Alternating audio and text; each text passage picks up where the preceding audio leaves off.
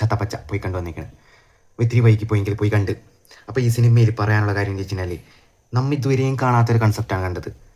ഈ wrestling U എസിലൊക്കെ നടക്കുന്ന wrestling നമ്മുടെ ഇന്ത്യയിൽ കേരളത്തിലുള്ള കൊച്ചിയിൽ കൊണ്ടുപോയിരുന്നതിൽ ഈ ഓഡിയൻസിൻ്റെ റിയാക്ഷൻ, ഓഡിയൻസ് എങ്ങനെ ഏറ്റെടുക്കും എന്നുള്ള സംഭവമാണ് ഇതിൽ പറയണത്.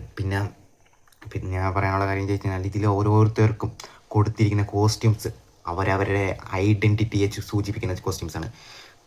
പക്ഷേ എനിക്ക് ഏറ്റവും ഇതിൻ്റെ വേസ്റ്റ് പാർട്ടായിട്ട് തോന്നിയത്, ഏറ്റവും ഇതിൻ്റെ മോശപ്പാട്ടായിട്ട് തോന്നിയത് മമ്മൂക്കയ്ക്ക് വാൾട്ടർ എന്ന് പറഞ്ഞ കഥാപാത്രമാണ് എല്ലാം സൃഷ്ടിച്ചത്. വാൾട്ടർ എന്ന് പറഞ്ഞ കഥാപാത്രം കാരണം ആ ക്യാരക്ടേഴ്സൊക്കെ അവിടെ നിൽക്കണത്.